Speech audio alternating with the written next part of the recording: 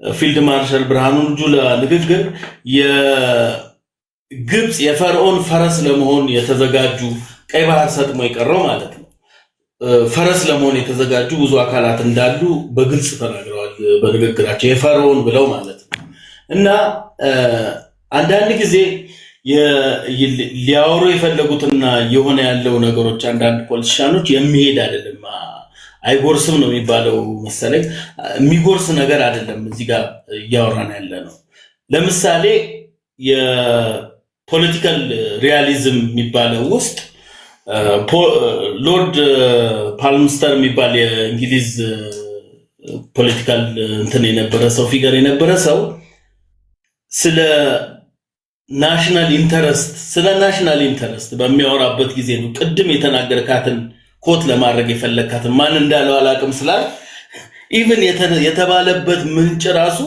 ለሌላ ነገር የተባለ መሆኑ ሳይንስ ላይ ፖለቲካል ቲዮሪ ስትማር ታገኘዋለህ ስፔሲፊካሊ የተባለው እንደዚህ ነው in politics there are no long or permanent friends and there are no permanent enemies only permanent interest እነዚህ ኢንተረስት የሚለውን ያዝልኝ ኢንተረስት ነው ዋናው ኢንተረስት ነው ይሄንን ፎር ፎሪን ፖሊሲ ነው አብዛኛውን ጊዜ ሰዎች የሚጠቀሙት እንጂ ለኢንተርናል ፖለቲክስ ቲዮሪው መነሻው መዳረሻው ለኢንተርናል ፖለቲክስ እና ኢንተርናል አርጊውመንትም ይሁን ኮንፍሊክትም ቤዝ ያደርጋል ነገር ግን ፎሪን ፖሊሲዎቻቸው በኢትዮጵያ መሳቀል ውስጥ የገቡ አካላት ሲናገሩ ስለሚሰሙ ካለቆቻቸው የሰሙትን ንግግር አመጣው ሲናገሩ ተሰማለ because አሁን ለምሳሌ አሁን ፋፋብን ምናምን ሲለኝ የነበረው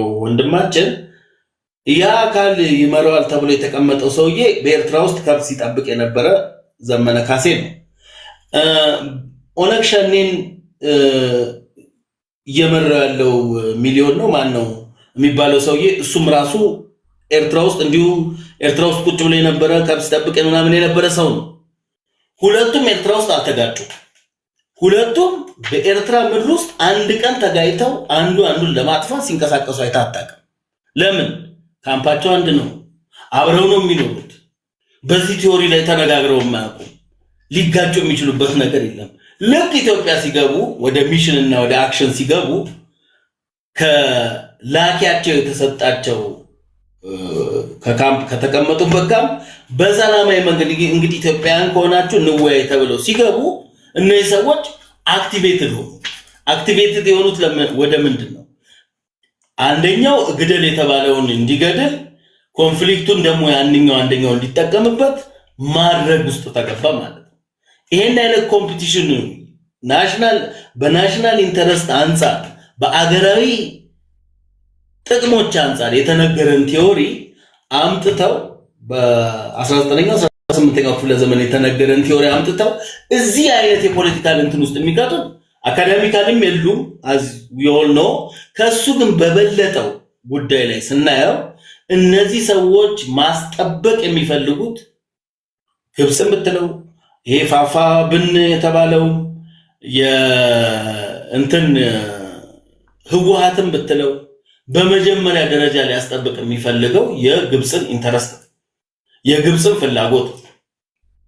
የግብጽን ፍላጎት ለማስጠበቅ የሄደበትም ሂደት ሩቅና የምናየው ነው ማለት ነው ይሄ ነገርም በሱዳን ፖለቲካ ውስጥም ያለ የግብጽን ኢንተረስት እና ኢንቮልቭመንትንም አብረ ስታስተያየው የሚገባህ ነው የሚሆነው meanwhile 4 ኪሎ መግባት ስለሚባለው ጉዳይ ብዙ ጊዜ አንድ ቀን አጠራን አድርገውና 4 ኪሎ መግባት የሚባለው ጉዳይ ላይ ህወሓት እኮ ደብረ ብርሃን ደርሶ አዲስ አበባ እንዳትገቡ ብሎ መግለጫ ካወጡት መካከል አብሮት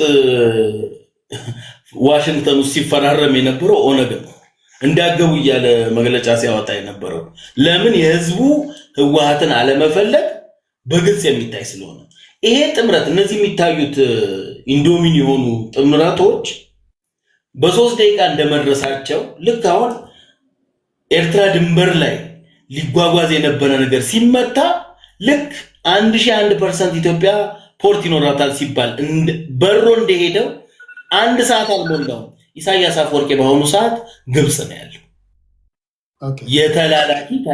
ተላላኪ መሆን ይሄ በጣም ከባድና ኢንተረስት ብለው የሚያስጠብቁት ፐርማነንት ኢንተረስት ነው ያለን ብለው የሚጠብቁት የግብፅን ኢንተረስት ነው። እሱም ደግሞ በመሪዎች ይወሰን ነው ማለት። እሺ ቴዲ ኤርትራውያንን ለምን አታስገባም? አይላቭ ኤርትራውያኖችን በጣም የምወዳቸው፣ ግን ይሄ የጎረቤት ሀገር ሚዲያ ነው። የጎረቤት ሀገር ሚዲያ ላይ ደግሞ መግባት ከፈለጋችሁ ከፍላችሁ ነው መግባት ያለባችሁ። ልክ ነኝ? የጎረቤት ሀገር ሚዲያ ነው።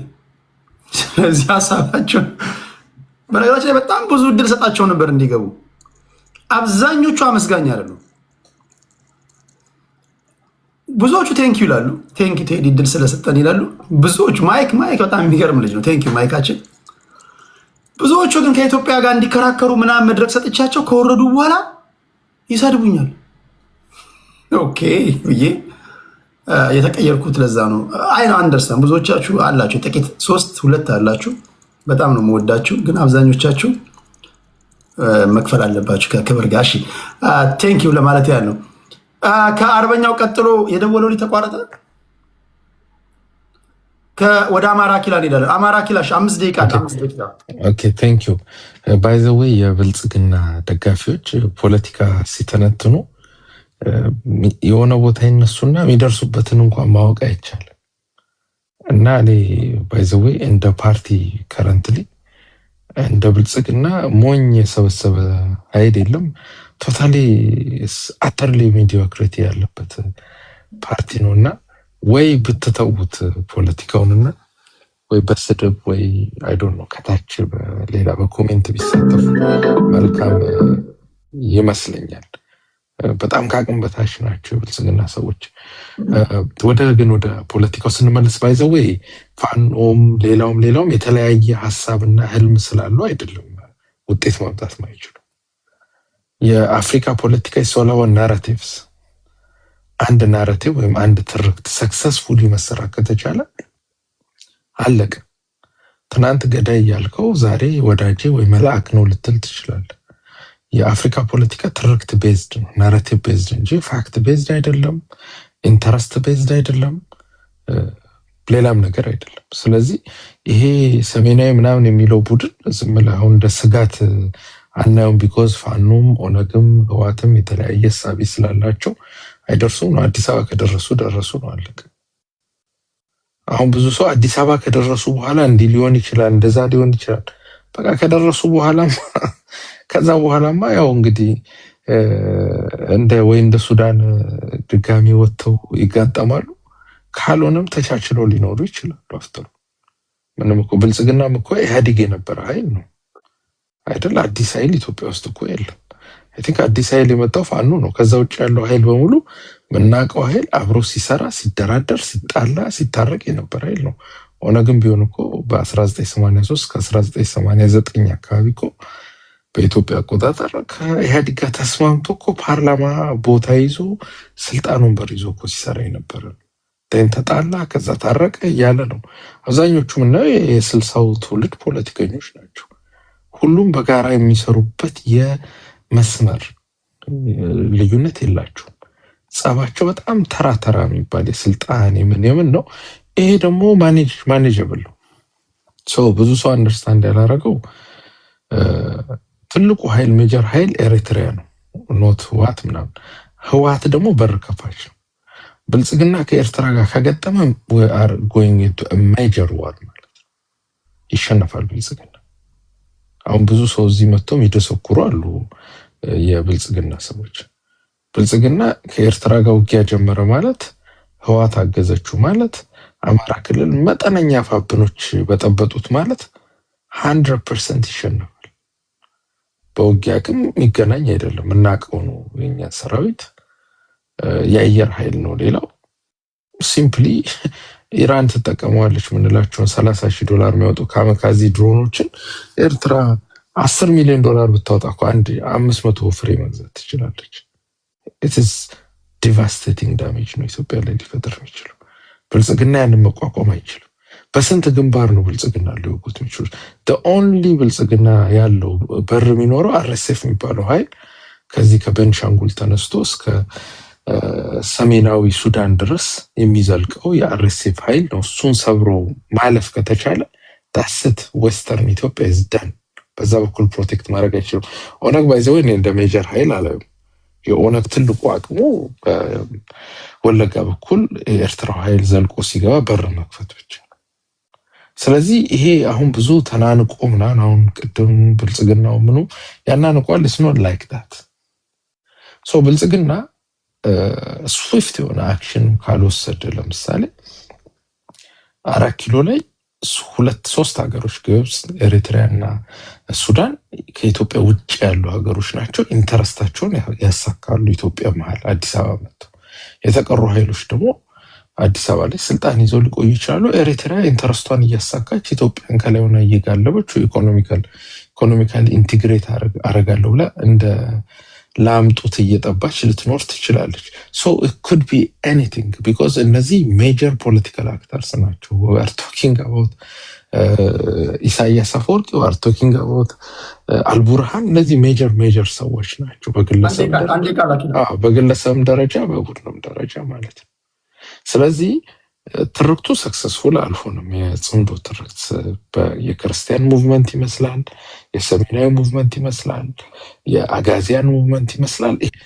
ጊዜ ራሱ ይበታተናቸዋል ብሎ ካሰበ ጊዜ የሚበታተነው ብልጽግና ነው የሚሆነው ማለት ነው።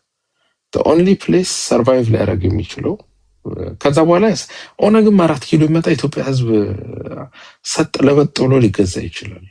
we know አዲስ አበባ ከደረስ በኋላ የኢትዮጵያ ህዝብ በትግረኛ ሀዳ እያለ ከመጨፈር አሁን በኦሮምኛ አዲስ አበባ ሚል ይጨፍራል። ኦነግም ቢመጣ በወለጋ ኦሮምኛ ሊጨፍር ይችላል። ኢሳያስም ቢመጣ ይጨፍራል። ሱዳንም ቢመጣ ይጨፍራል። የታወቀ ነው። ይሄ መካከል ያለው ኢትዮጵያ ባህሪው ያ ነው። የመጣውን ይቀበላል። ስለዚህ አዲስ አበባ ከተደረሰ በኋላ እንዲሆናል የሚለው ብዙ ውሃ የሚያነሳ አይደለም። ነገር ግን ሰርቫይቭ ለማድረግ ቢኮዝ ጉዳቱ ለሁሉም ስለሆነ የውጭ ሀገራት የሚፈልጉትን ኢንተረስት ስለሚያሳኩ ቲፒኤልኤፍ ላይ ጠበቅ ያለ አቋም ይዞ ከታገለ ቢያንስ የውጭውን ኢንተረስት አቨርት ማድረግ ይቻላል። ታንኪዩ። ኦኬ አሁን እኔ ከዚህ ወደ ስኮርፒዮን ከሜዲ በፊት ከዚህ እኔ የሚመስለኝ በነገራችን ላይ የኔ ሐሳብ የግሌ ነው። ልክ የሁሉንም እንደማደምጠው አንዳንዶቻችሁ የኔን ሐሳብ ፋይናል ዲሲሽን አድርጋችሁ ብትወስዷላችሁ እንደ አንድ ማህበረሰብ ውስጥ እንዳለ እንደ አንድ ተራ ሰው ሆነ የግሌን ሐሳብ ነው እንደ አንድ ኢትዮጵያ የሚሰጠው የመሰለኝ ይላችሁ። ከዚህ ጽምዶ ከሚባል ውስጥ ነው የሚመስለኝ ለሎካሉ ማለት ኤርትራን ጨምሮ ኢትዮጵያ ውስጥ ላሉ ታጣቂዎች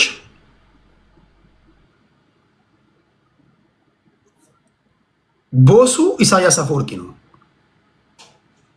አሁን የፋኖችም የቲፒኤልኤፎችም ኢቭን የሱዳን አርሚ ፎርስ ራሱ የአልቡርሃን አጣማሪው ዋናው ማስተሩ ኢሳያስ አፈወርቂ ነው። አሁን እናንተ የኢሳያስ አፈወርቂ ተጣማሪዎቹ ማለት ነው። የኢሳያስ አፈወርቂ አለቃችሁ ኢሳያስ አፈወርቂ ነው።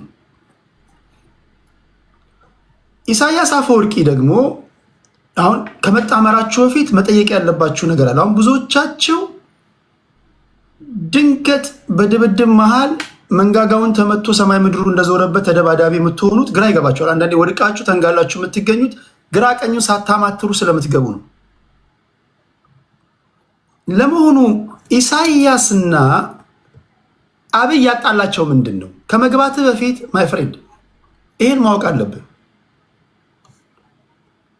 መጀመሪያ ፍቅር በፍቅር ነበሩ ካልከኝ፣ አሁን ፍቅር በፍቅር አይደሉም ካልከኝ ምንድን ነው ያጣላቸው? ዝም ብለህ ሶቶ አትገባም ፖለቲካ ውስጥ። መሀል ላይ ልትዋረድ ትችላለህ። ሜቢ ኢሳያስና አብይ ያጣላቸው ነገር ሊፈታ የሚችል ከሆነና ከተፈታ እኔ አፈርሰውን ትዋረዳለህ። ውርደት ቁርሱ ልትባል ትችላለህ ስምህ። ለዚህ ነው አድምተህ መሄድ ያለብህ ብለህ እንደ አንድ የሚዲያ ሰው እንደ አንድ ጋዜጠኛ መጠየቅህ ለዛ ነው፣ እንድታስረዳ ነው። ዝም ብለህ መርቅነህ ምናምን በልበለው ምናምን የምትለው ነገር አይደለም። ቀጥሎ ምን ሊሆን እንደሚችል አውቃለሁ። አሁን ለምሳሌ ጽምዶ ፈረሰ ሲባል መጀመሪያም ተቃውመናል ምናምን ትላለህ። ተገልብጠህ ደግሞ እኛ ሀገር መለያ ለመቀየር ዊዝን ፍራክሽን ኦፍ ሰከንድስ ነው። አይናችንን በጨው አጠብን እኛ። የኛ ሀገር ፖለቲከኛ እኮ ጠዋት የተናገርነውን ከሰዓት ለመቀየር እኮ ስንገለበጥ ፍሬቻ እናሳይም፣ ስንጠማዘዝ ጉደኞች ነን። ፖይንቱ ምንድን ነው? ምንድነው ኢሳያስ አፈወርቂና አብይ ያጣላቸው? ኦኬ ኢሳያስ አፈወርቂና አብይ ኦኬ ነው ዋት በመሀላችን ያለው ልዩነት እንፍታው ቢሉሳ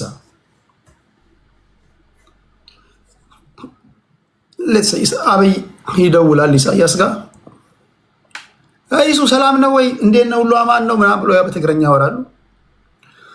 ባለፈው እኮ ከቲፒኤልኤፍ ጋር እኮ ስንጣላ እኮ በጣም እኮ የጠቀምከን እኮ ያው ታውቃለህ። ዓለም አቀፉ ማህበረሰብ እኮ ሁለታችንም ላይ ትኩረት እንዳያደርግ የፕሪቶሪያን ስምምነት መፈራረም ስለነበረብኝ ነው እኮ። ስፈራረምም ደግሞ እኮ አንተን እኮ አበንደን አላረኩም፣ ብትራ አላረኩም እኮ። እይታቸውን ላንሳብዬ እኔ እሱ አድነኸኛል እኮ። ዋናዎቹ ቲፒኤልኤፎች ናቸው። የኔም ያንተም ዋናው ጠላቶቻችን እነዚህ ናቸው። እና የፕሪቶሪያን ስምምነት ጀስት አንተም ላይ ማዕቀብ እንዳይጣል በማሰብ ነው እኮ። አብይ በሻሻ ይወለድ እንጂ አብይ ፋራ ነው ብላችሁ ካሰባችሁ እኔ አፈርሰው። አብይ ፋራ አይደለም። በድፍረት ስናገር አምሶል የኔ ትንታኔ ነው። ከአብዛኞቻችሁ ፖለቲከኞች በጣም የቀደመ ሰው ነው። ፊውቸሩን የሚተነት ብዙ ጊዜ እንደዛ ነው። እኔን እንደንተና የኔ እንደ አንድ ግለሰብ ነው የምናገረው። በአንድ ጀንበር ከኢሳያስ አፈወርቂ ጋር ይነዋት እኔ እናንተን ያቀያየመን የፕሪቶሪያ ስምምነት ነው አይደል? እሱን እኮ በቃ ቀድጄዋለሁ። በቃ ወደ ስራችን እንመለስ፣ ወደ ስራችን እንመለስ፣ ወደ ቢዝነሳችን እንመለስ። ያየነው ግን ቲፒኤልኤፍ እኮ ጥርስ እያወጣ ነው። ከፋኖም በኩል ደግሞ የሹሉን ካርታ እየያዙ ነው። እነ ማይኮ እያሳሳቷቸው ነው ምናምን። እዚህ ጋር እነ ማይክ ተኪ ምናምን እነሱን እያናደዷቸው ነው። በተለይ ድጋሚ ኤርትራን በጉልበት የመያዝ እንትን አላቸው መሰለኝ ምናምን ከተባባሉ ኦኬ ሊባባሉና ልዩነቶቻቸውን ካጠበቡ ዋና ጣማራችሁ ሲተዋችሁ ሁለታችሁ መቆም አትችሉም። ልክ ነው እኮ። ምክንያቱም ኢሳያስ አፈወርቂ እንዴት ያለ መታተኛ ሰው ነው ብሎታል። ኢሳያስ አፈወርቂን በነገር ላይ አሳምነ ወታደር ልኮልህ ያንተን ድብድብ እንዲደባደብልህ ለማድረግ ምን ያህል አፈጮሌ ብትሆን። አንዳንድ ጊዜ የራስህን ድብድብ ሰው እንዲደባደብልህ ለማድረግ እኮ ከባድ እኮ ነው በጣም። አሁን እናንተ በትችሉ ብልጥ ብትሆኑ እኮ እናንተን ድብድብ እኮ ሌላው እንዲደባደብላችሁ ማድረግ ነበረባችሁ። በመላሳችሁ ምናምን ጤፍ የምትቆሎ ብትሆኑ። በፖለቲካ የኛ ሀገር ፖለቲካ አንፕሪዲክተብል ነው። ኢሳያስና ወይም እንደ ሀገር ወሰዱና ኤርትራና ኢትዮጵያ ችግሮቻቸውን ከፈቱ ኢሳያስ አፈወርቂ እንደከዚህ ቀደሙ አዲስ አበባ አስመራ፣ አብይ አዲስ አበባ አስመራ፣ አዲስ አበባ አስመራ፣ ቁርሳቸውን አስመራ፣ ምሳቸውን አዲስ አበባ ምናምን ካደረጉ ሁለታችሁ ልትቆሙ ትችላላችሁ ወይ? ቢኮዝ ኢሳያስና አብይ ወይም ደግሞ ብልጽግናና የሻዕቢያ መንግስት ያጣላቸው የፕሪቶሪያው ስምምነት እኛን ብትሬ ያደረገ ነው። እኛን አግልሎናል። ቲፒኤልኤፎችን ሳንጨርስ እነሱ ለአንድና ለመጨረሻ ጊዜ ሳናጠፋ እንዴት ትፈራረማለህ የሚል ነው አይደል? ሁላችሁም እንደምታውቁት። እንደዛ ከሆነ አሁን እዚህ ጥምዶ ውስጥ የገባችሁ ደግሞ ቅድም ሌሎቹም ሲናገሩ እንደሰማችሁት ፋውንዳሜንታል የሆነ የፕሪንሲፕል መጣረስ አለ እናንተ ጋር። የአማራ ፋኖች አማራ ገዢ መደብ ጨቁኖናል ተብሎ ከነዋለልኝ ጀምሮ የተሰራበት ትርክት ይዛል። ብዙ ጊዜ ስለነዋለልኝ ስናወራ አማራ ገዢ መደብ ሁሉም የምታያቸውን ዛሬ ጣመርላቸዋለሁ የምትላቸው እኮ ፓርቲውን ራሱ የመሰረቱት እኮ አንተን ጠላት አድርገው ነው። እንዴት አድርጌ ማወራው? ቀይ አማራ ገዢ መደብ በሚል ፍሬም ነው የተደራጁ ፓርቲዎች ናቸው። ገብቷቸዋል። ለመደራጀታቸው ፓርቲ ለመሆናቸው አንተ ነህ እኮ ምክንያቱ። ቢኮዝ በጃንሆይ ጊዜ ዋለልኝ መኮንን ቃስ ዩኒቨርሲቲ ያነበበውን የተማሪዎች ዌልካም ሴሪሞኒ ላይ ከዛ ይጀምራል አይደል? አማራ ገዢ መደብ ሻዕቢያም ኦነግም ከዛ በኋላ ቲፒኤልኤፍም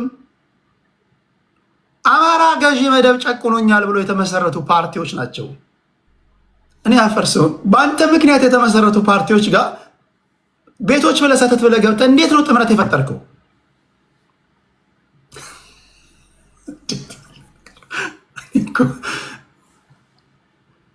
ይሄን እንዴት ነው የምታስታርቀው ነው ጥያቄ። ውሸቴን ነው። ይሄን እንዴት ነው የምታስታርቀው? ጠላታቸው አንተ ነህ።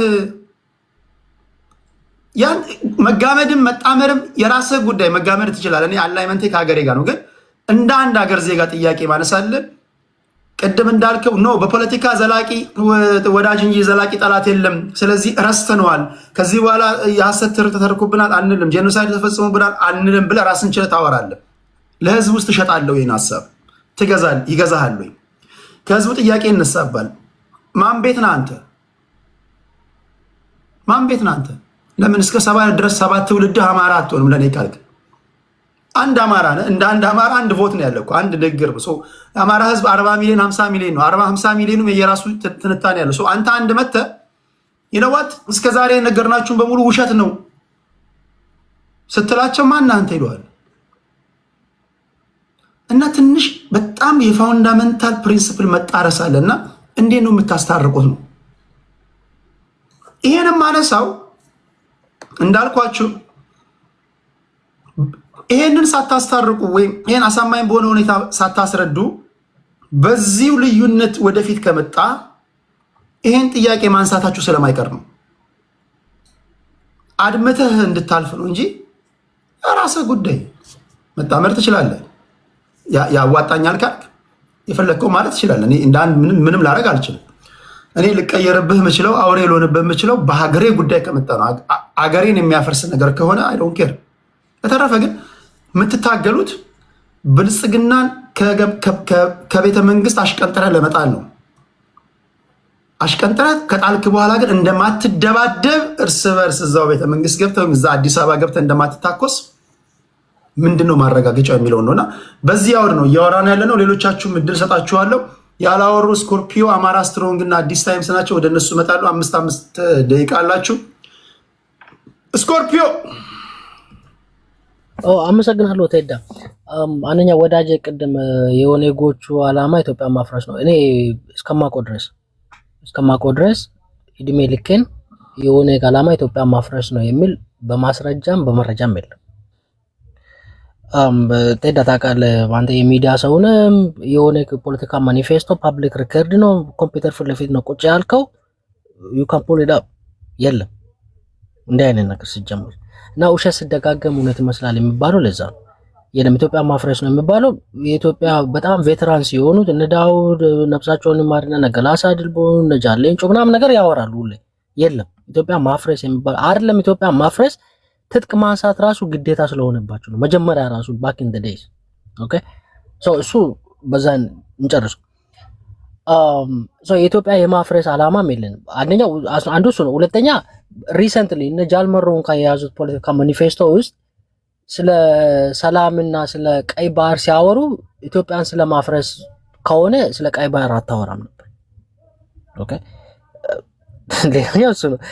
ሶስተኛ እነ ኮሎኔል ገመቹ መቶ ሪሰንትሊ ያው ተደታቃል ኤርትራ እጇን የኢትዮጵያ ፖለቲካ ውስጥ እጇን ማንሳት አለበት አያገባቸውም ናል። ኮሎኔል ገመቹ አያና ገመቹ ማለት የኦኔግ እንትን ሰውዬ ናቸው አይደለ? እነደን ኢሳያስ አፈወርቂ ደግሞ ኦሮሞማና ኦሮሞ ኢትዮጵያን ያበላሽን ኦሮሚያ መጥፎ ነው ምናምን ነው ብሎ ነው የሚያወሩ። እኛ ከኤርትራ ጋር ችግር አለብን እንደ ኦኔግ። ኦኬ አንደኛ ችግር አለብን፣ ሁለተኛ ለኛ ሪል ሞዴል ሊሆን አይችሉም። እሳቸው የራሳቸውን ህዝብ ያስራቡ፣ ዳ ያደረጉ፣ ያሰደዱ እድሜ ልካቸውን 30+ years ያለ አንድ ኦፖዚሽን ፖለቲካ ፓርቲ ቁጭ ብሎ ሀገራቸው ላይ ያሰቃዩ ሰው ናቸው። ለኛ ሪል ሞዴል ሊሆን አይችሉም። አንሰማቸው። እኔ 30+ ነኝ፣ አርሊ 30 ውስጥ ነኝ። እኔ ሀገሬ belongs to me። ኦኬ አንዱ እሱ ነው። ኢሳያስ አፈወርቂ መጥቶ እኔን አይነዳኝም። it's not gonna happen። ሌላኛው ነገር ስለ እንዴት ነው እነዚህ ሰዎች እኔ ሌላኛው የመጨረሻው እኔ ከጎረቤት ጋር ችግር የለብኝም። እንዲህ አይነት ፖለቲካም አላካሂድም፣ ኦኔግም አያካሂድም። የለም በፖለቲካ ማኒፌስቶም ይዘን አናቅም፣ አናራምድም ሲጀምር ከአማራ ጋር ጸብ የለንም ከተጋሩ ጋር ጸብ የለንም ከጎረቤቶቻችን ጋር ከማንም ጋር እኛ የምንፈልገው እኩልነት የተጨቆኑ ህዝቦች መብታቸው እንዲከበርላቸው የዲሞክራቲክ መብታቸው የሁማን ራይትስ የዲሞክራቲክ ራይት ሁሉም እንትን እንደሆናቸውና ሌላኛው እኛ የምናነሳው ጥያቄ ምንድነው የኢኮኖሚ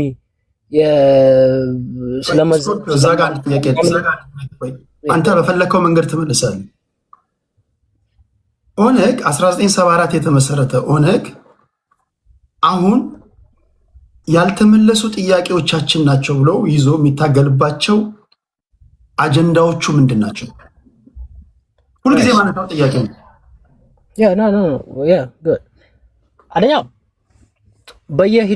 በሂደቱ ከ1974 ጀምሮ እስከ ዛሬ ያሉ ጥያቄዎች ማአት ጥያቄዎች ተመልሷል እሱን አልዋሽም ማአት ጥያቄዎች አሁን የቀሩት ምን መሰለ አንደኛ ኦሮሞ የሚያነሳው አንደኛ ስለ ሪሶርስ ነው ኦኬ ስለ ሪሶርስ ስናነሳ ከኦሮሞ ጥያቄዎች አንዱ እኩልነት ዲሞክራሲ ምናምን ማንም ያነሳል ስለ ገቨርናንስ ጉድ ገቨርናንስ ባድ ገቨርናንስ የሚኖረው ነገር አለ ተዳ አማራ የሚያነሳ ተጋሩ የሚያነሳል ደቡቡም ሶማሌው ምናምን ነገር እሱን እንቶ ወደ ኢኮኖሚ ስንመጣ ግን we feel like ፌደራል መንግስቱ የማይገባውን ስልጣን አኩሙሌት አድርጓል ብለን ነው የምናስበው የማይገባውን ከአቅም በላይ ገብቷል እኔ የኔ ሪሶርስ ነው መጠቀም ነበረብኝ ግን እኔ መጠቀም አልችልም ወደ ምን ያዘ ለምሳሌ የሚነራልሶቹን ወደ ሚነራልስ እንሂድ ወርቁ ዳይመንዱ ምኑን ፌደራል ነው ኮንትሮል የሚያደርገው ፔትሮል of course ያ ፐብሊክ ሪሶርስ ነው ያኮ እነዚህ የፐብሊክ ሪሶርሶችን የፌደራል መንግስት ነው በቃ እኔ ከሱ ጋር ችግር አለብኝ እንዳይቆጣጠር ነው የምትለው ያ የኔ ነው ታክስ ገብርበታለሁ ግን የኔ ነው ኦኬ ሪሶርስ ኤክስፕሎይቴሽን ስንለው ወይ ደግሞ እነዚህ ሪሶርስ ምክንያቱም ከፍተኛ ካፒታል የሚጠይቁ ሪሶርሶች ለምሳሌ ጎልድ ማይኒንግ ላይ ሊሆን ይችላል በጣም ሂውጅ አማውንት ኦፍ ካፒታል የሚጠይቅ ነገር ነው እንደ አንድ ክልል ፕሮቪንስ ያንን ኮንትሮል ለማድረግ እና ያንን ለማውጣት ነዳጅም ሊሆን ይችላል የፌደራል መንግስት በህገ መንግስቱ ተቆጥሮ የተሰጡት በነገራችን ላይ የፌደራል መንግስትም የክልል መንግስታትም ተቆጥሮ የሰጣቸው የስራ ድርሻዎች አሉ ለምሳሌ እነዚህ አገር አቋራጭ መንገዶችን የሚሰራው የፌደራል መንግስት ነው ሬልዌይ የሚገነባው የፌደራል መንግስት ነው ቴሌኮሙኒኬሽን የሚቆጣጠረው የፌደራል መንግስት ነው ናቹራል ሪሶርሶችን የሚቆጣጠረው የትም ኢትዮጵያ ክልል ውስጥ ያለ ናቹራል ሪሶርሶችን ትላልቅ ካፒታል እነዚህ ሜጋ ፕሮጀክቶች ስለሆኑ በክልል አቅም አንዳንዶቹ ፕሮጀክቶች የክልሉን ጠቅላላ ዓመታዊ በጀትም ላይ በቃው ይችላል እና እኛ እንቆጣጠር ስትል በምን በጀት ነው የምታንቀሳቀሰው ሁለተኛ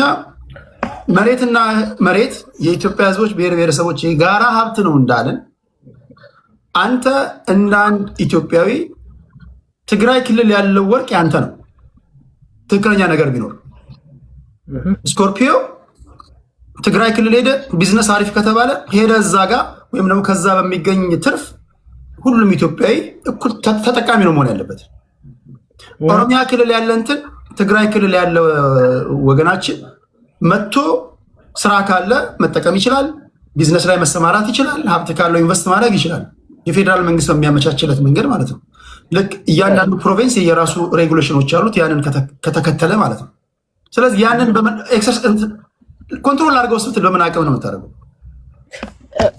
ተዳለ ለዛ ኮን ሰዎች አሁን ስለ ኢኮኖሚ ጥያቄ ወይ ኦሮሞ ህዝብ የኢኮኖሚ ጥያቄ ያለው ሲባል ሰዎች ለማስረዳት የሚቸገሩት እሱ ነው አንደኛ የፌደራል መንግስትን የሚሰሩት ክልል መንግስቶች ናቸው አይደለ እነዛ ነው ህገ መንግስቱ የሚለው እሱ ነው የፌደራል መንግስት ሲጀመር መቀመጫም የለውም ተበድሮ በብድር ነው የሚቀመጠው ወይ ሬንት አድርጎ ነው እንጂ የለውም ኦኬ የለውም ኦሮሚያ የራሱ ነው አማራ የራሱ ነው ተጋሩ የራሱ ነው የት ነው እሱ ያለው የለውም መቀመጥ እሱ ገኝ ያለው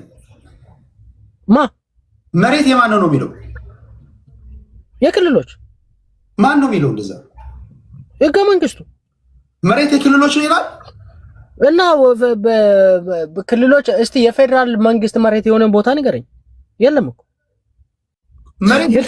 መሬት የክልሎች ነው የሚል ነገር ህገ መንግስቱ ላይ ካየ አሁን እኔን አካውንት ለአንድ ሰው ሰጥቼ ይወጣሉ እና የፌደራል መንግስት መሬት አለ የሚል ቦታ ካሳየኝ እንደውም ሁለተኛ እንዳታ መሬት ስኮርፒዮ መሬት የኢትዮጵያ ህዝቦች ወይ መሬት ህዝቦችና መሬት የህዝብና የመንግስት ነው የምለው። ኤግዛክትሊ መሬት የኢትዮጵያ ህዝቦች ብሔረሰቦች የጋራ ሀብት ነው ይላል።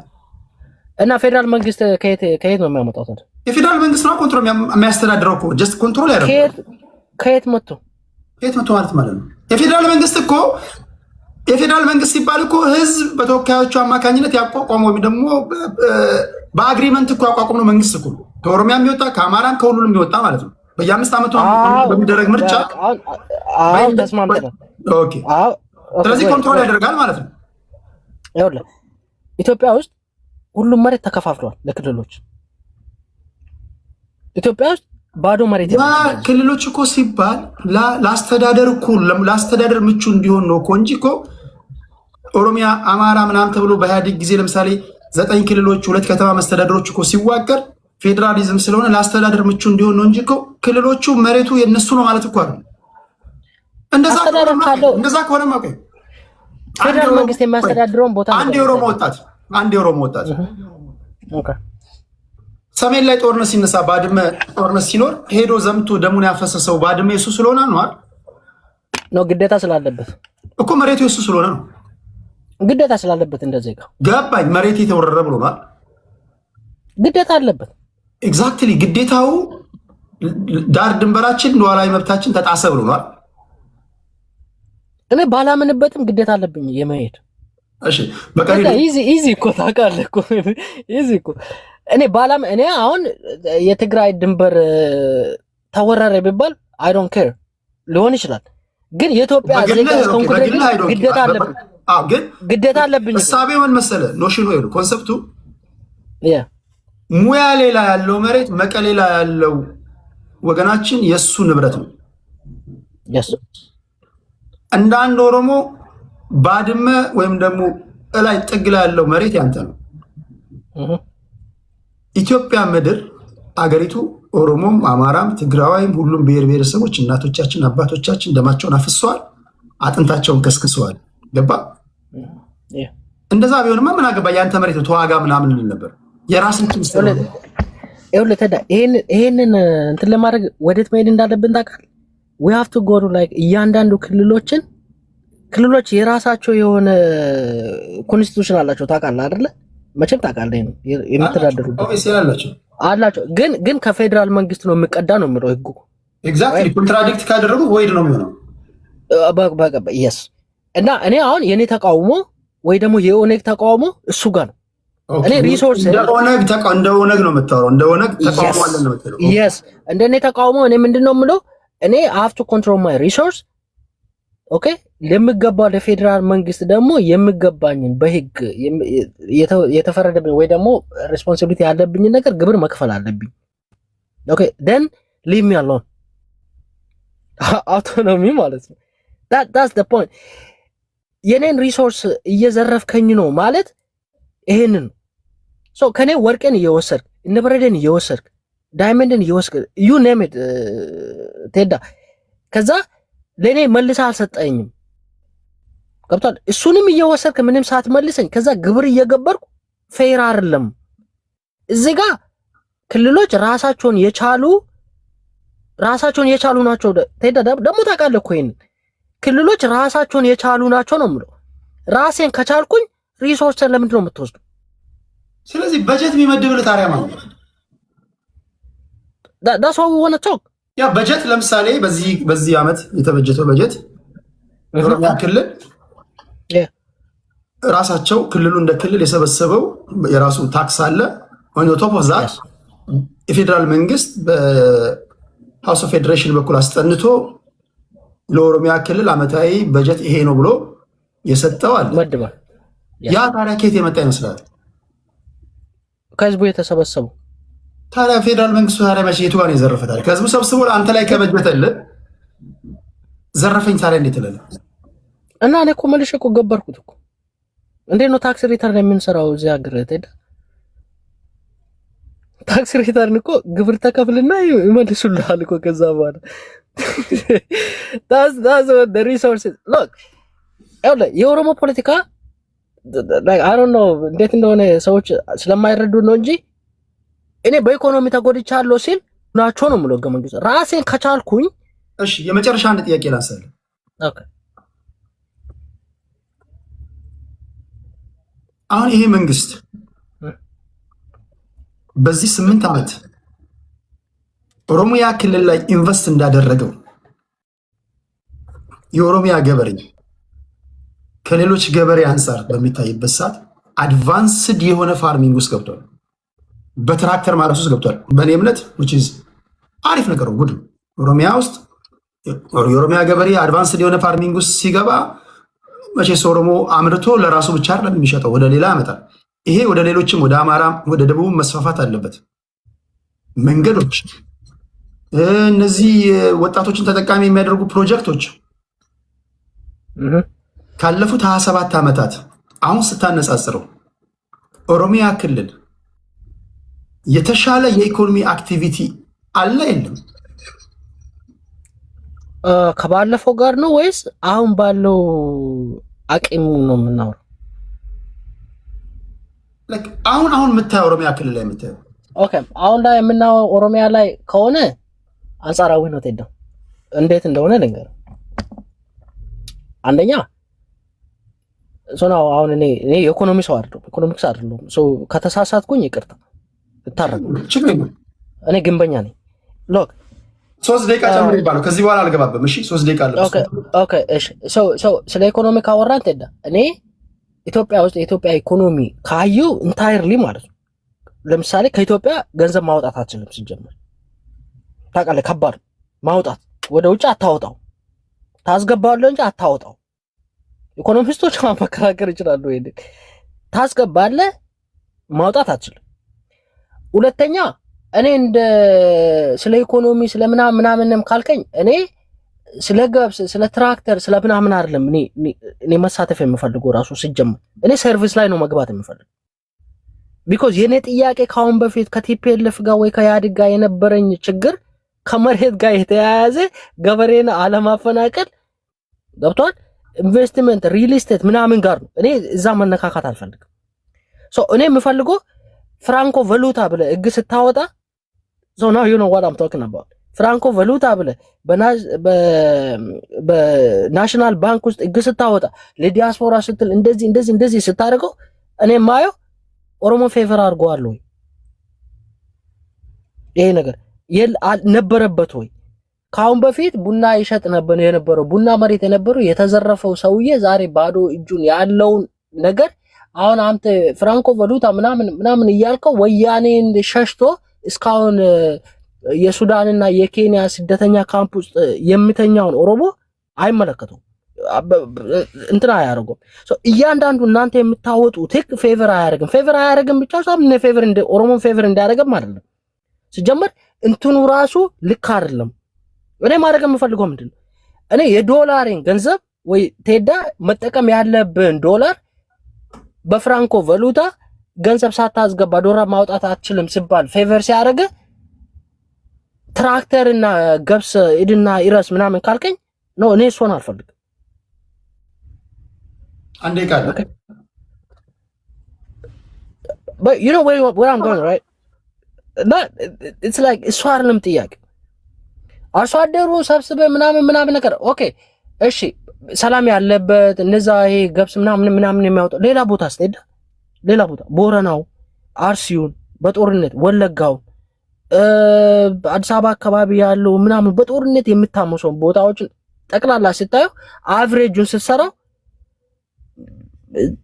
አንጻራዊ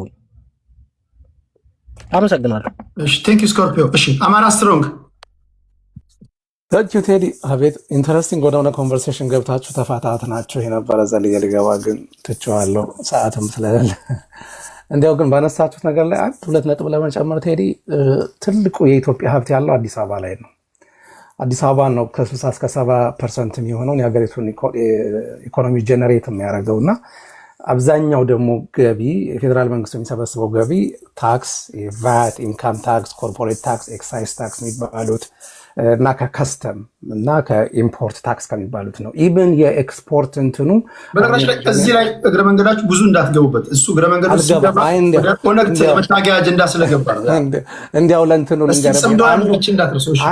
አንዱም የመታገያ አጀንዳ ይሄ ነው። አገራችን ላይ ተመሳሳይ የሆነ ቪዥን እንዳይኖር አንዱ አዚፍ በተለየ መልኩ እየተበዘበዘና እየተጨቆነ ያለ እንዲመስለው ተደርጎ ይሰራል። የእውነት ለመነገር ግን አሁን ለምሳሌ አሁን ወንድሜ ባለው ላይ እንኳን ተነስተ ብታየው ኦሮሚያ አካባቢ ያለው ወርቅ በተወሰኑ ግለሰቦች ስር ነው አይደል? በእነታከለ ኡማ የማዕድንና ኢነርጂ ሚኒስትር ባሉበት ጊዜ የተበዘበዘና ግለሰቦች ኪስ ውስጥ የሚገባ ነው። ከዛ ተርፎ ሆስፒታል ሲሰራ ላየንም፣ ዩኒቨርሲቲ ሲገነባ ላየንም። ሰው የሚበሉትን ሰዎች በጋራ መታገል በጣም በጣም አስፈላጊ ነው። ከዛ በተረፈ ግን ይሄ የሞኝ ዘፈን ሁልጊዜ አበባዬ ነው ዋላ እንደ መለስ ዜናዊ ፓርላማ ላይ ሲያስቀን የነበረ ጊዜና ሁልጊዜ ይኸውልህ አንድ እንትን ሲነሳ ጥያቄ ሲነሳ የግብፅ ተላላኪዎች ናቸው፣ የኤርትራ ተላላኪዎች ናቸው እንደዚህ የሚለው ነገር አይ ቲንክ አሁን በጣም በጣም ያረጀ እንትን ይመስለኛል። ምክንያቱም ቢያንስ በቃ ከመለስ ዜናዊም ጊዜ ጀምሮ ፓርላማ ውስጥ ይሄን ነበር የሚለው አጽሙን አግኝተነዋል፣ ከኤርትራ እስከ ሶማሊያ የተዘረጋ የውጭ እጅ ነው ምናምን። የኢትዮጵያ ሕዝብን ይሄን መስማት ሰልችቶታል ብዬ አስባለሁ። አሁን ምንድን ነው የሚያስፈልገው መሰለህ? እውነቱን መጋፈጥ ነው የሚያስፈልገው። እውነቱን ስትጋፈጥ ደግሞ እውነቱን የምታገኘው ሀገራችን የበለጠ እየታመመችና እየተጎዳች ያለችው ከውስጥ እየመነጨ ባለ ህመም ነው። ከውስጥ እየመነጨ ባለው ህመም ስል ደግሞ ፓወሩን በያዙት ሰዎች እጅ ማለት ነው።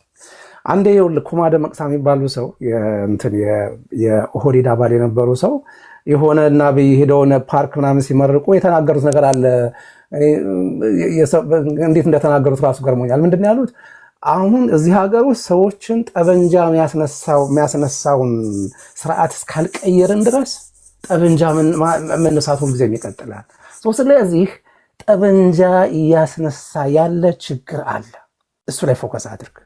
እሱ ላይ ፎከስ ሳታደርግ ለውጭ ኃይሎችን ትምትል ግን ይሄ ምንድነው የሰው ጎኑ አይነት ታሪክ ነው። አንገቷን ቀብራ ቂጧን ባዶ አድርጋ ተደብቅ ያለው እንደምትለው አይነት ነው የሚሆነውና እንደዛ አይነት ነገሮች ላይ መስራት በጣም በጣም በጣም ያስፈልጋል። ከዛ ውጪ እንትኑ ይቀጥላል፣ ትግሉ ይቀጥላል። ምክንያቱም አንዱ እየበላ አንዱ አይሞትም። ያንተ ልጅ ምን ሲል የኔ ልጅ ያለቅሳል፣ ያንተ ልጅ ተጠግቦ የኔ ልጅ ራባል፣ ወይ ያንተ ወይ የኔ ያንዳችን ቀን ደርሰዋል ይላል። እንዲህ ምርር ሲለው ሰውና እንደዚህ የሶሻል ሃይራርኪ ፎርም አድርገህ ተፈናቃይና አፈናቃይ ባለበት ሀገር፣ ተሳዳጅና አሳዳጅ ባለበት ሀገር በማንነት ሲያሻህ በማንነት ትገላለህ፣ ሲያሻህ በሃይማኖት ትገላለህ፣ ሲያሻህ ድሃ ነው እያልክ ታጸዳለህ። እንደዚህ አይነት ችግሮችን እየፈጠርክ ለምንድነው መሳሪያ የምታነሱብኝ አይባልም። መሳሪያ ማንሳት ተመራጭ ትግል ዘዴ አይደለም። I can tell you this right here right now። ግን ከምትሞት ደግሞ ግዴታ ሆሊ ዎርም ይባላል አይደለ? ሰዎች የሚገቡበት ጀስት ወርና ሆሊ ዎርም ይባል ነገር አለ አይደል? አማራጭ ስታዳ this is the last resort ብለህ የምትገባበት ማለት ነው። ይሄንን ለማድረግ ወደ ሰፊ ነው ወይ ስርዓቱ? ምርጫ የተደረገው የእውነት ምርጫ ነው ወይ? አልተጨበረም ወይ? ጎበዝ ረሳለው። አሁን እኮ not in a million years ቅድም አዲስ ታይም ሲናገር ማለት in a million years እንዲህ ባለች የትንሽ እየመረዳት ከህወሓት የበለጠ አደገኛ ስርዓት ይመጣል ብዬ ኔቨር ኤቨር አስቤ አላውቅም ነበር። ኔቨር። ዛሬ እኮ እያወራን ያለነው ጎበዝ ስለ ምርጫ መጭበርበር አይደለም። ዛሬ እያወራን ያለነው እኮ 2/3 የሀገሪቱ አካባቢ አትሊስት የሆነ ሴምብላንስ ኦፍ ፒስ ባለበት መልኩ ምርጫ አድርጓል አላደረገም አይደለም። ማን አሸነፈ አላሸነፈ እሱ አሁን ላግዠሪ ነው። ማን ታሰረ አልታሰረም አይደለም እያወራን ያለው። ዛሬ እኮ እያወራን ያለው ስንት ነው? አርሲ ውስጥ ስንት ሰው ተገደለ? አዲስ አበባ ላይ ስንት ሰው ተፈናቀለ? ኢቭን ቁጥሮች ራሱ የአንድ ሰው መፈናቀል ሻካ ያረገንም። እሺ የ10 ሰው መፈናቀልም ሻካ ያረገንም። በቃ በጣም እንትን ሲል ዝግድን ሲለን የሆነ ጊዜ 50 ሰው ተገበለ፣ እንደዚህ ህፃናት ተገደሉ ምናምን ሲባል this is በቃ የሀገር እንትን ማለት አይ መበስበስ በጣም አስፈሪ አደገኛ ደረጃ ላይ መድረሳችን የሚያሳይ ምንድነው? ኢፍትሃዊነትን ቶለሬት ስታረግ ኢንጀስቲስን እንትን በቃ እንደንትን ስታይ ለአሁን ማን ነበሩ የእንትን ፍርድ ቤት የነበሩት ሴትዮ ማን ነበሩ? ባክ የህግ ባለሙያ ሴቶች ማህበር ፕሬዝዳንት የነበሩት ሴትዮ እሳቸው ወጥተው አሁን ምን አሉ? ባለፈው አንዲት ዳኛ ተገደሉ። አይ ቲንክ ኦሮሚያ ክልል አካባቢ ለፍርድ ቤት የሄደ ሰው ዳኛዋንም እንትኗንም ገሎ እዛው ራሱንም ገደለ መሰለኝ። እዛ ላይ ትዊት ሲያደርጉ በጣም የገረመኝ ነገር ምን መሰለህ? ኢንጀስቲስን ቶለሬት እያረከው በሄድከው ቁጥር ይሄን ግድያን ህዝቡን እያለማመድከው በሄድከው ቁጥር ምን ይመጣል መሰለህ? መግደል ኮመን ይሆናል እና መሳሪያ የያዘ በሙሉ የፍትህን ማግኘት የሚፈልገው ከመሳሪያ ነው የሚሆነው። ፍርድ ቤት ውስጥ ይገላል፣ ነገ ደግሞ ሌላ ቦታ ይገላል። ሴትዮዋ ይሄን ኮምፕሌንስ ያደርጉ ስላየውና ከዚህ በፊት እንዲህ አይነት ጥያቄ ሲነሳባቸው እሳቸው በተለያየ መልኩ መንግስትን ለመሸፋፈን የሄዱበት መንገድ ይገርመኝ ስለነበረ ነው። እንግዲህ የተረፈውን ለጸሎት እንተዋለን። ቴዲ ታንኪ ብራዘር አፕሪሺየት ዛት ቴንክ ዩ አማራ ስትሮንግ አዲስ ታይምስ ቴዳ እግዚአብሔር ያከብርልኝ። አመሰግናለሁ። ቴንክ ዩ ስኮርፒዮ። ስኮርፒዮ ከመሄድ በፊት ነገም ቤት ከመሄድ በፊት ያዳመጣል። ችግር የለውም። ኦኬ ችግር የለውም። ይሄን ካላዳመጠማ ታዲያ ምንም ፖለቲከኛ ሆነ? አይ ናሽናል ሪሶርስ የትም ሀገር ለአሜሪካንም ሀገር ናሽናል ሪሶርስ በገቨርንመንት ነው የሚተዳደረው። አለበለዚያማ ናሽናል ገቨርንመንት ለምን ያስፈልጋል? የፌደራል ገቨርንመንት እኮ አያስፈልግም።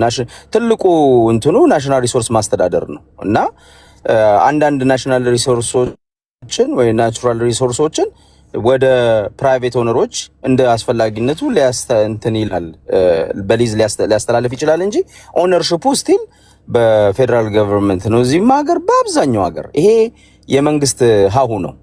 የመንግስት አስተዳደር የመጀመሪያው እንትን ነው እና አንድ ሀገር ናሽናል ሪሶርስን በጋራ መጠቀም ስትችል፣ የጋራ ራይ ሲኖረን፣ የጋራ ሀብት ሲኖረን፣ የጋራ መሬት ሲኖረን ሀገር አለን ማለት ነው። አሁን ኦነግና ስኮርፒዮ ወንድማችን የእናንተ አስተሳሰብ አሁን ለምሳሌ አባይ ከእንትን ነው የሚወጣው፣ ከአማራ ክልል ነው የሚወጣው። አማራ አባይን በሙሉ ይውሰደው እያልክ ነው አንተ። እሱንም አትፈቅዱም። እርግጠኛ የአማራ ስለሆነ ምናልባት የኛ ነው ብላችሁ ክልሉን ልትወስዱ ትችላላችሁ እንጂ እናንተ የምትፈልጉት የኛ ነው የሌላው ደግሞ የጋራችን ነው የሚል ፖለቲካ ነው ኦነግና አብይ አህመድ የሚያራምዱት። አንድ አይነት አስተሳሰብ ነውና በጋራ የመኖር በእኩልነት የመኖር እሳቤ የላችሁ። ሁሉ ጊዜ እኛ ጎይቶ መጥቶ ቡና ሸጠ ምናምን ትላላችሁ፣ ግን ሌላ ቦታ ደግሞ ኦሮሞ ሄዶ ሀብታም ሲሆን ደግሞ ወይንም ደግሞ ነግዶ ሲኖር ትክክል ነው ትላላችሁ። በኢትዮጵያ ውስጥ የኦሮሞ ብሔርተኞች በአጠቃላይ የስርዓቱ ሰዎችንም ጭምር ነው በኢትዮጵያ ውስጥ ኢትዮጵያን በጋራ መጠቀም እንችላለን ብለው አያስቡ። ዳስ ዘ ፕሮብለም። ኢትዮጵያ የጋራችን ነች። የኦሮሞ መሬት የኦሮሞ ሀብት የጋራ የኢትዮጵያኖች ሀብት ነው። የአማራውም የትግሬውም የሁሉም እንደዛ ነው ብሎ ቢያስቡ ትቢግኑዝ እንዲህ የጦዘ ከክልል የወጣ የሚል ሰውን የሚጨፈጭፍ ምናምን አርሲ ላይ እኮ አንዱ የምናየው እሱ ነው። ወለጋ ውስጥ የምናየው እሱ ነው። አዲስ አበባ ላይ የምናየው መፈናቀል እኮ ከዚህ ሐሳቤ ነው የሚመጣው ስኮርፒዮ ወንድማችን። እና ይሄን ሐሳቤ የመሰረታዊ የኦነግና የብልጽግና የኦሮሞ ብልጽግና አስተሳሰብ ነው። የጋራ አስተሳሰብ አላቸው። ባይዘው ኢትዮጵያና ኢትዮጵያኖችን የሚያዩበት መንገድ ሁሉንም ነገር አሁን ኢትዮጵያ ማለት የተጀመረው እኮ በኦሮሞ ብሔርተኝነት ውስጥ አብይ ስልጣን ከያዘ በኋላ ነው እንጂ ኢትዮጵያ ገዳይ ነበረች ነው የምትባለው። ዋት ኦሮሞ ፖለቲከኛ ኢትዮጵያ አይልም ነው የምትለው?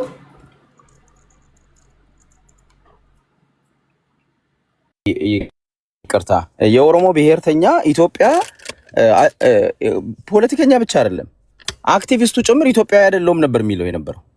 አንዳንዱ ነው እሱም ጋር እሱም ከሁሉ በአብዛኛው እንጂ እንደውም ኢትዮጵያ እንደ ኢትዮጵያ የሚያቀነቅኑ በያ ዘመን የነበሩ በተለይ በቃ ዘመን ብለው በደርግ ጊዜ አብዛኞቹ እንደውም ኢትዮጵያዊ ፓርቲ ከመሰረቱ አብዛኞቹ እንደውም የኦሮሞ ተወላጆች ናቸው። አይ እኔ የኦሮሞ ተወላጅ ኢትዮጵያዊ መንፈስ ያላቸው ይሉ ይያልካል። መኢሶን መስራች የመላ ኢትዮጵያ ሶሻሊስት ፓርቲ የወለጋ ሰው ነው፣ ኦሮሞ ነው። እኔ እያልኩ ያለው ጸጋዬ ገብረመድህን ኦሮሞ ነው፣ በኢትዮጵያዊነት አንገቱን የሚሰጥ ሰው ነው፣ ለእኩልነት የሰበከ ሰው ነው። አይ በተለምዶ ብዙ ጊዜ ምን ይባላል መሰለህ ሶሻል ላይ ሁሉም የኦሮሞ ብሔርተኛ ወይም ሁሉም ኦሮሞ ኢትዮጵያ የሚል ወይም ደግሞ ኢትዮጵያዊነትን አያቀነቅንም የሚል ጀነራላይዝ ነው። አስቲ ጀነራላይዝ እንደዛ ስለሚባል ነው የኦሮሞ ብሔርተኝነት እሳቤውም ኦነግ በለው የብልጽግና በለው እኮ አብይ አህመድ እኮ በቃሉ እኮ የፋሽስቱ ስርዓት ኦሮሞን በቀኝ ግዛት ይዞት ነበር እኮ ይላል። የኢትዮጵያን መንግስት ነው እንደዛ የሚለው። የሚኒሊክን መንግስት ብሔርተኛ ከሆንክማ እኮ የኛ ሀገር ብሔርተኞች እንደ ፋሽን የያዙት ቆንጆ ብሔርተኛ ሆኖ የሚታዩ የሚመስላቸው ኢትዮጵያዊነትን ሲያጥላሉ ነው። የትኛው ብሔርተኛ ነው ሀገሬን ወዳለሁ ብሎ ሲናገር የምትሰማው? ቴዲ አሁን ሁሉም ጋር አለ። አሁን ከሰሞኑ የመጣ ፋሽን ምንድን ነው? ለምሳሌ ብሔርተኞቹ ጋር ገብተህ ሀገሬን ወዳለሁ ስትል ምንድን ነው የሚለው? አይ እሱ የኢትዮጵያዊነት የኢትዮጵያን ፖለቲካ ወይም የአንድነትን ፖለቲካ ማቀንቀንን መጥላትና ራሱ ሀገሪቷን ደግሞ ቀኝ ገዝታኛለች ማለት የተለያየ ነው።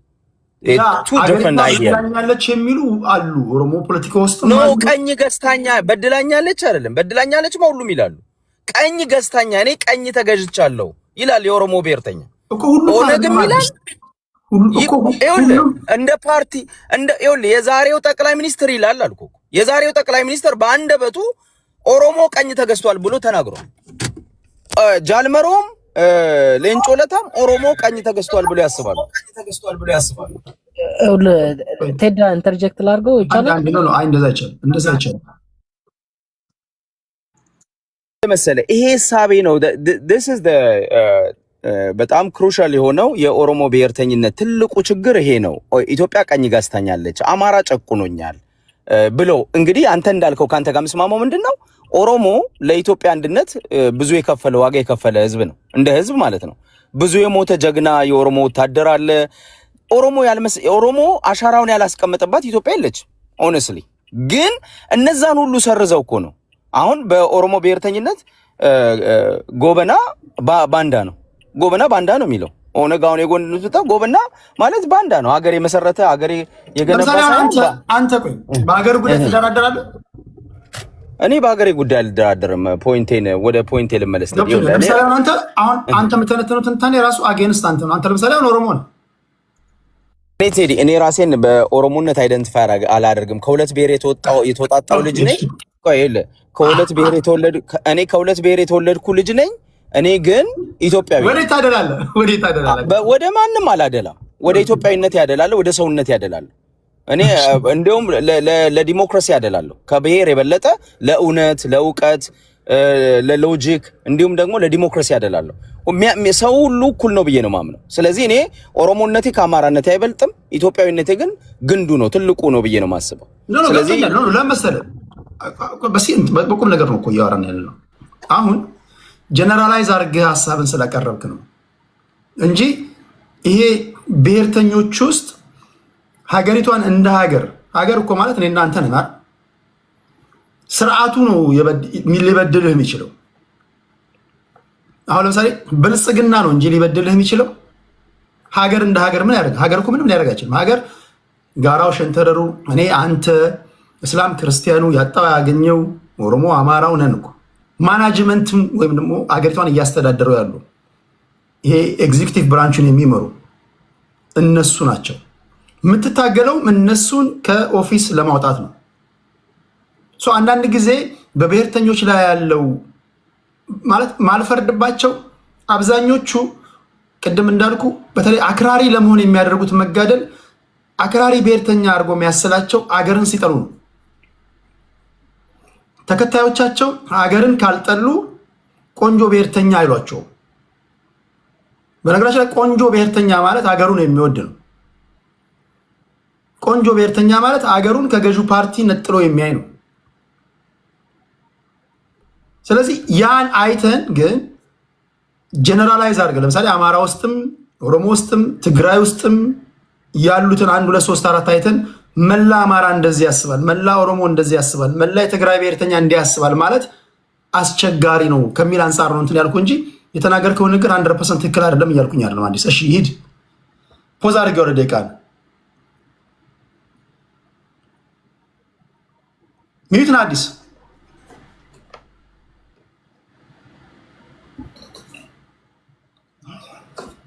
ታይምስ ሚዩት ነህ እያወራ ከሆንክ እሺ። ስልክ ገብቶበት ከሆነ ሲመለስ ይጨርሳል። ወደ ቅድስታችን እንሂድ።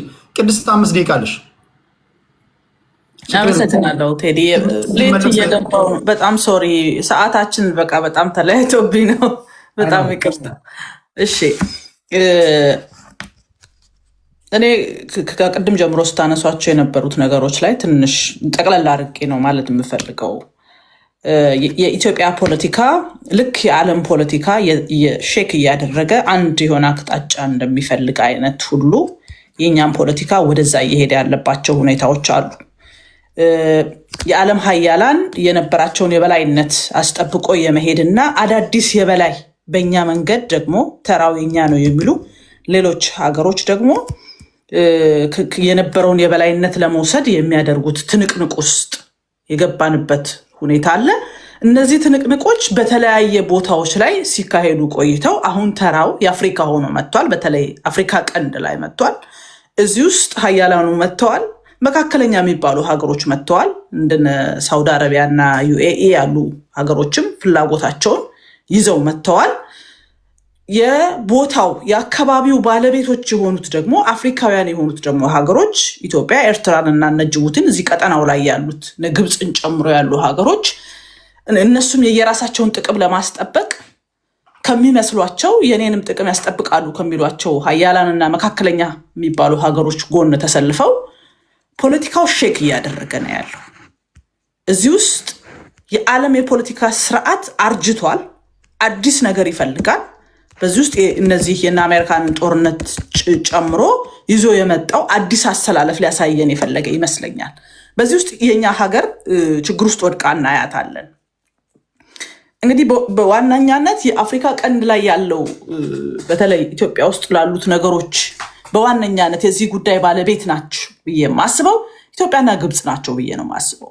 በሁለቱ ሀገሮች መካከል የሚደረጉት ትንቅንቆች ፕሮክሲ ዋሮችን እያስተናገዱ ያለበት ሁኔታ አለ። ግብፅ በቀጥታ ከኢትዮጵያ ጋራ ጦርነት መግጠም አትፈልግም። በኢትዮጵያ ዙሪያ ያሉ ሀገሮችን በሙሉ በተለያየ መንገድ አሰልፋ ኢትዮጵያን የደቀቀች ኢትዮጵያን ስለምትፈልግ ጥቅሟን ልታስጠብቅ የፖለቲካ የበላይነቷን መውሰድ የምትችለው የወደቀች እርስ በርሷ የተከፋፈለች ሀገር ስለምትፈልግ ፕሮክሲ ዋሯን ኢትዮጵያ ውስጥ ማምጣት ትፈልጋለች። ይህንን ነው እየሰራች ያለችው። ለዚህ ዋነኛዋ ታዛዧ ደግሞ ኤርትራ ነች። ኤርትራን በቀጥታ የዚህ ተሳታፊ አድርጋ የማምጣት ስራዎች ሰርታለች። የኤርትራ መንግስት የነበረው ልምድ፣ ፖለቲካዊ ፍላጎት ቀላል የሚባል ስላልሆነ ከግብፅ የሚጠቀመውን ነገር እየተጠቀመ እንደገና ወደ ኤርትራ የሚሄድበትን ጦርነት ኢትዮጵያ ውስጥ ባሉ ሌሎች አካላት አድርጎ ፕሮክሲ ዋሩን ወደ ትግራይ ክልልና አማራ ክልል እንዲሁም ኦሮሚያ ክልል የማድረግ ኃይለኛ ፖለቲካ እየተሰራ ነው ያለው። አገር ውስጥ ያሉ ተዋናዮችስ ምን አይነት ነገሮችን እያስተናገዱ ነው ካልን ራሱ የኢትዮጵያ ፖለቲካ ልክ እንደ ዓለም ፖለቲካ አንድ አሸናፊ ቡድን ያስፈልገዋል ብዬ አምናለሁ። አሁን እየተደረገ ያለው አጠቃላይ ሁኔታ በፌዴራል መንግስቱ መንግስትነት የማረጋገጥ የበላይነት የፖለቲካ የበላይነትን የመውሰድና አንተ የበላይ ልትሆን አትችልም፣ በእኛ የፖለቲካ ስሪት ውስጥ ነው እቺ ሀገር መሄድ አለባት የሚል ኃይል እያደረጉት ያለ ፍትጊያ ነው ብዬ ነው የማስበው። ስለዚህ በኢትዮጵያ ፖለቲካ ውስጥ ወይ ፌዴራል መንግስቱ አሸናፊ ሆኖ ይወጣል፣ አለበለዛም ደግሞ የፌዴራል መንግስቱ ተቃዋሚዎች አሸናፊ ሆነው የሚወጡበትን የፖለቲካ አሰላለፍ ከፊታችን የምናስተናግድ ይመስለኛል። አሁን እየተደረጉ ያሉ አጠቃላይ ቅድም አንተም ስታነሳቸው ነበረ። አሁን እየተደረጉ ያሉ አጠቃላይ ጥምረቶችን ስናያቸው በፌዴራል መንግስቱና በሌሎች ተቃዋሚዎች መካከል ለሚደረጉት የፖለቲካ ሽኩቻዎች ምን አይነት አቅጣጫዎች እያሳዩን ይሄዳል ብለን ካልን ለምሳሌ ጽምዶ የኤርትራ ፕሮጀክት ነው። ኤርትራ ፕሮክሲ ዋሩን ኢትዮጵያ ውስጥ የመጨረስ ፍላጎቷን የምታስተናግድበት ትልቁ የፖለቲካ መሳሪያዋ ነው። እዚህ ውስጥ የገቡ ኃይሎች ምን ያገኛሉ ብለን ካሰብን ሁሉንም ነጣጥለን ማየት እንችላለን። ህወሓት መሞቱን ከማፍጠን ያዘግይለታል ጽምዶ ውስጥ ሌሎች ራሱ ገብቶ ሲገኝ፣ በሌላ በኩል አፋብን እዚህ ውስጥ ዘሎ ሲገባ ከፍተኛ ኪሳራ እንደሚያጋጥመው ይሰማኛል። በተመሳሳይ ኦነግም እዚህ ውስጥ ሲገባ መሰረታዊ የሚላቸውን ቤዙንና የፖለቲካ ሀሳቢውን ንዶበት ራሱ ከተነሳበት ማህበረሰብ ዓላማና ፍላጎት ውጪ የሚያደርገው እዚህ ጽምዶ ውስጥ ደግሞ ዘለው ሲገቡ ፈላጭ ቆራጭ ሳይሆን ታዛዥ ገረዶች ሆነው የሚገቡበት የፖለቲካ አሰላለፍን ይዞ ይመጣል የሚል እምነት አለ። እሺ በዚህ አሰላለፍ ውስጥ የሚያተርፉት ኢሳያስ ያተርፋል፣ ፕሮክሲ ዋሩን ሀገር ውስጥ ያደርጋል። ህወሓት ያተርፋል፣ ምክንያቱም ሌሎች አጋዥ ኃይሎችን አምጥቶ በፈለገው በራሱ መንገድ ተላላኪ ኃይሎችን ያፈራል ማለት ነው። እዚህ ውስጥ የገቡት ግን እንደ ኦነግና አሜን ኢሳያስና አብይ ችግሮቻቸውን ከፈቱስ እዛ ጋር የፖለቲካ ጨዋታ ሊጫወት እንደሚችል ምንም ጥያቄ የለውም። እንዲህ አይነት ነገሮች እየቀጠሉ ከመጡ የፌዴራል መንግስቱ የፖለቲካ የበላይነቱን አስጠብቆ ስለሚወጣ እንደተለመደው ነጣጥሎ ይመታቸዋል። እርስ በርስ አንዱ አንዱን እንዲበላ ያደርገዋል። አለበዛም ደግሞ ከዋናው ጋራ እዚህ ያሉትን እንደ ጥቃቅንና አነስተኛ ቆጥሮ ከዋናው ጋራ ሄዶ ተወያይቶ ችግሩን ፈቶ ይመጣል ማለት ነው። ያን ጊዜ እዚህ ውስጥ ገብቶ የሚተራመሰው በሙሉ የማህበረሰቡን የተነሳለትን የፖለቲካ እሳቤ ፍላጎት በሙሉ ዜሮ ከቶበት የሚሄደው ጨዋታ ሊመጣ እንደሚችል በትክክለኛነት ምክንያቱም እዚህ ጋር የፓወር ጉዳይ ነው።